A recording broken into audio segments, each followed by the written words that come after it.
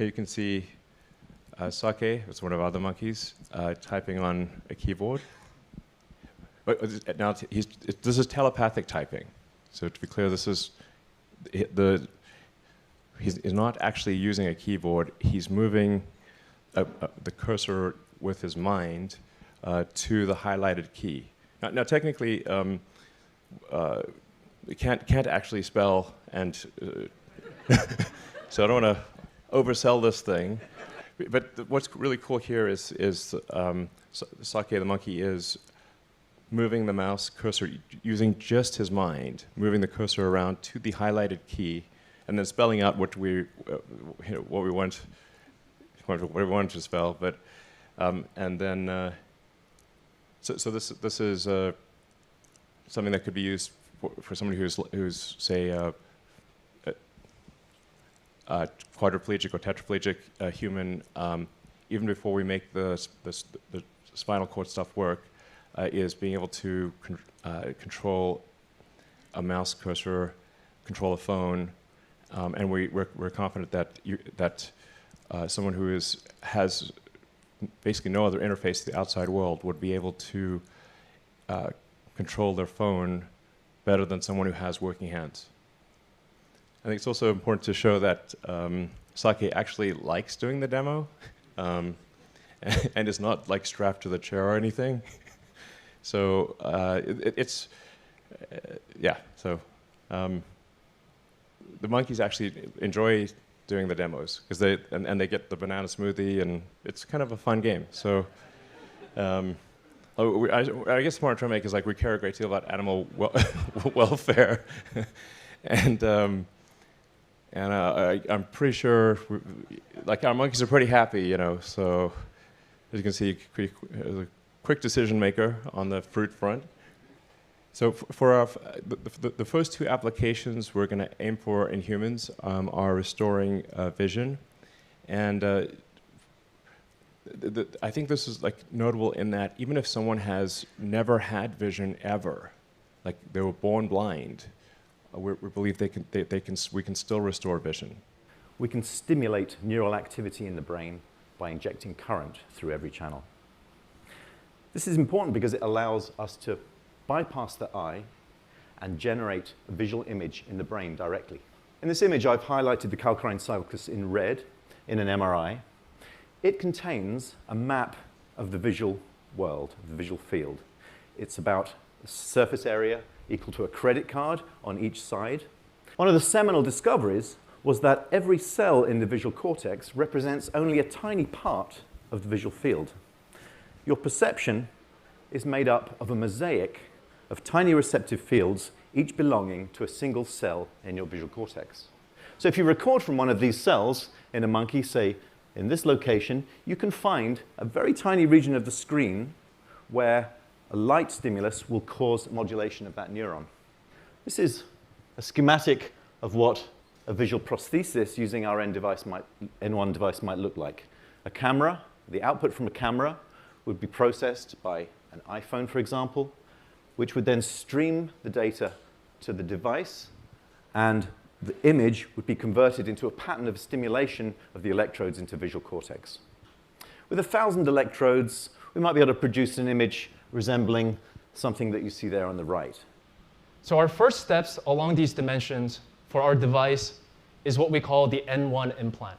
It's a size of about a quarter, and it has over 1,000 channels that are capable of recording and stimulating. It's microfabricated on a flexible thin film arrays that we call threads. It's fully implantable and wireless, so no wires, and after the surgery, the implant is under the skin and it is invisible. It also has a battery that you can charge wirelessly, and you can use it at home. For implanting our device safely into the brain, we built a surgical robot that we call the R1 robot. It's capable of maneuvering these tiny threads that are only on the order of a few red blood cells wide, and inserting them reliably into a moving brain while avoiding vasculature. So here it is. That's our R1 robot with our patient Alpha, who's lying comfortably on the patient bed. This is what we call the targeting view. So what you're seeing is this is a picture of our brain proxy. And the pink represents the cortical surface that we want to insert our electrodes into, and the black represents the vasculatures that we want to avoid. So this is another view, real quick. On the left is the view of the insertion area, and on the right, what the robot's going to do is it's going to peel the array, the threads, one by one from its silicon backing, and insert it into the targets that we predetermined in the targeting view. So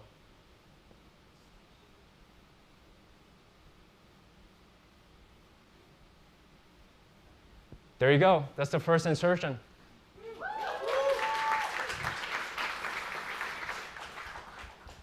So we're going to see a couple more insertions. The whole process of inserting about 64 threads in our first product is going to be around 15 minutes for this robot. Since I joined in 2017, we've also done a handful of iterations to optimize the thread insertions of the robot. One of the challenges that we've had to face has to do with the optomechanical packaging.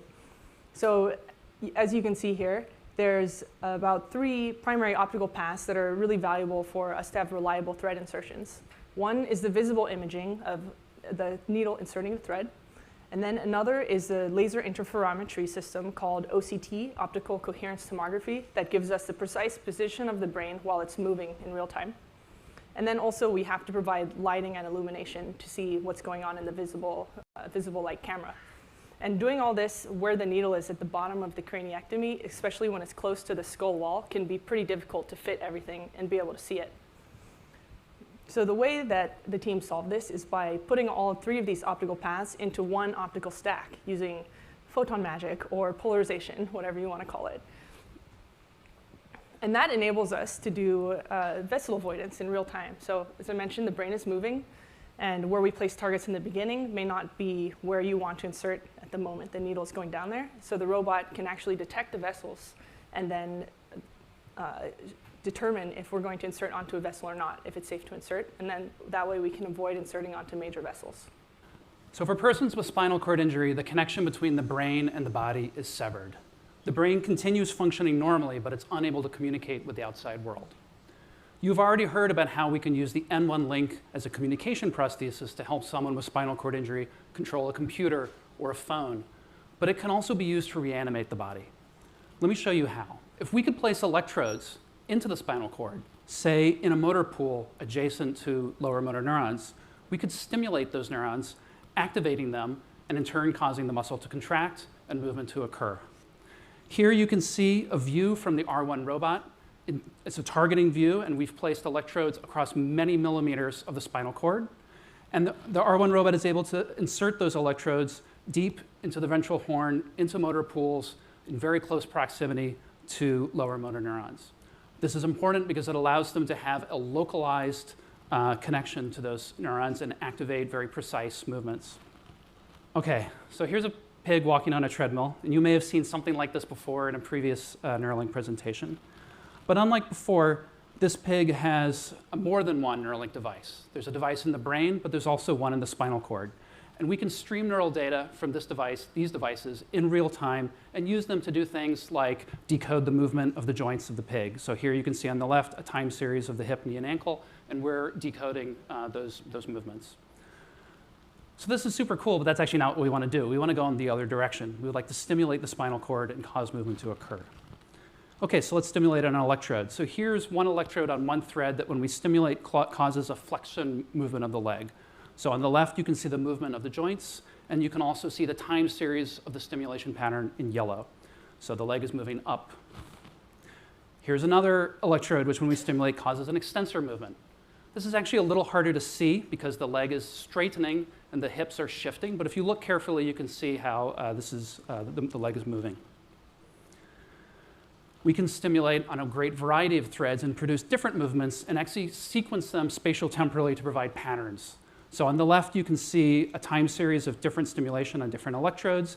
You can see the movements of the joints. And on the right, we're zooming in on muscle activity that gives us an idea of the kind of strength and power and specificity of those movements as well. So in addition to doing sequences, we can also achieve sustained movement. These are powerful muscle contractions of the sort that you might need for standing or other load-bearing activities and are really crucial for interacting through the world.